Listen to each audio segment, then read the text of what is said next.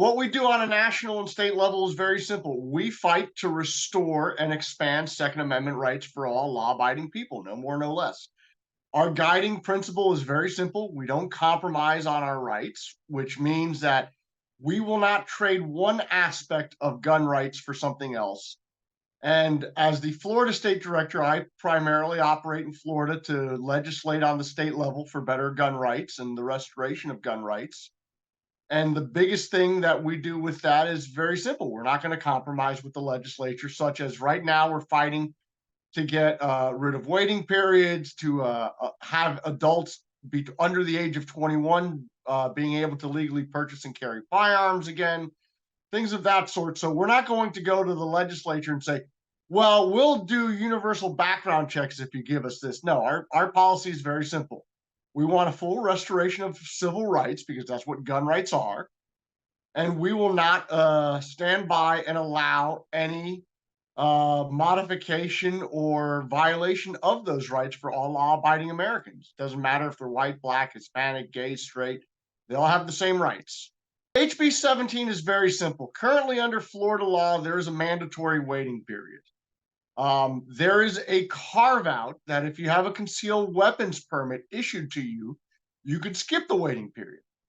So, and the really interesting thing with HB 17 and the CCW permit is they both do the same exact background check. So if you have a CCW, you go through the same background that a purchaser of a firearm goes through every time they purchase a firearm.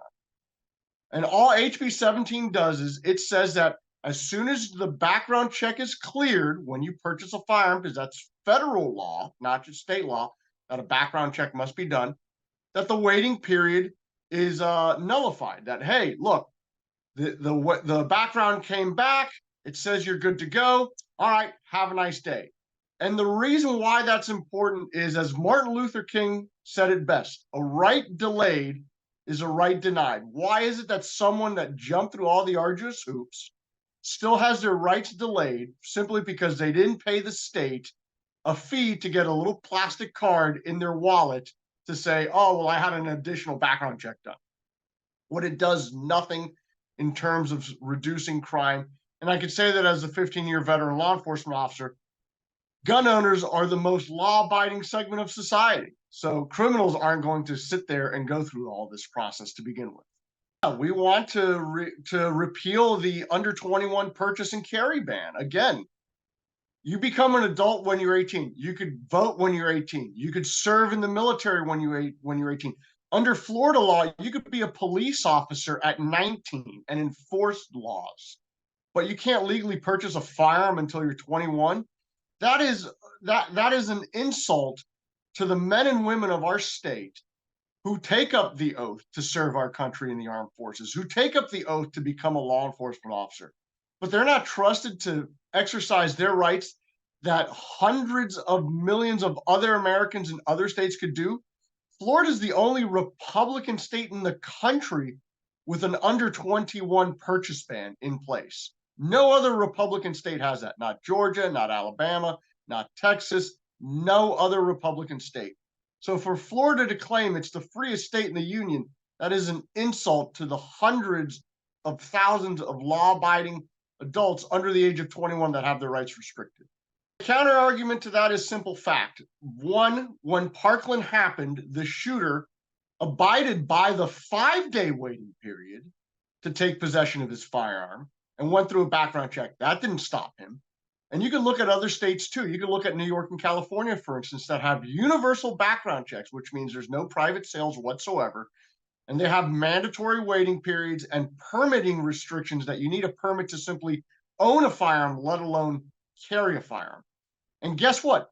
California and New York has far more violent crime, has far more mass shootings than Florida. And there's a reason. And this goes back to my experience as a law enforcement officer.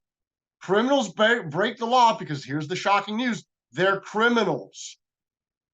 Criminals break the law. It doesn't matter what you have on the books. Murder's been illegal since Hammurabi wrote it on stone tablets saying, don't kill your fellow person.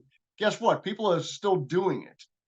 The only thing these laws hurt is the law abiding. And there was a specific case in New Jersey where a woman who was the victim of domestic violence applied to get a permit to own and carry a firearm in New Jersey before the latest Supreme Court ruling. New Jersey slow rolled her application, and the end result was that her estranged ex went and killed her, and she had no viable means of self defense. The idea that waiting periods stop criminals is ludicrous because, again, criminals are criminals because they break the law. Organizationally, we're fighting tooth and nail to get legislation introduced and passed for open carry. 45 states currently have open carry. Only Florida, New York, California, Illinois, and Connecticut ban it. And again, Florida is the only Republican state that bans open carry.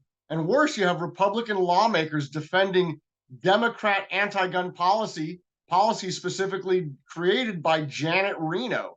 So we hope that finally our Republican lawmakers in the legislature actually keep their oath of office and their campaign promises and actually introduce and pass pro-gun legislation this coming session. So the interesting thing with that is the state of Florida has Visit Florida. It's tourism. It's a state-owned company that tracks tourism and all that. Their records are very interesting. Only 4% of all tourists that visit Florida are international. 96% are American, which means that you have 96% of tourists visiting Florida mostly come from states that have open carry, because again, 45 states have open carry. If it was such an issue, they wouldn't have it in their own home states, but they do. So the idea that crossing an imaginary border from Georgia or Alabama into Florida suddenly changes the dynamic of Americans being able to exercise their Second Amendment rights is ludicrous, especially when you would only be placating to 4% of tourists who are international. I'm sorry, this is the United States, and as the son of immigrants that fled communist Cuba, I'm glad that this is the United States and we're able to exercise our rights, and we don't diminish our rights to placate others that aren't American. 4%, that doesn't mean anything. Our rights are our rights, no more, no less. The idea that tourism will be harmed, if that was the case, then Texas, Georgia, Alabama, Arizona, New Mexico, Nevada, all of those high tourist states, they wouldn't have issues, but they have open carry. And guess what? People still flock there. They spend their money there. It's not an issue at all. Tennessee, another big tourist state, they have open carry, not an issue there either.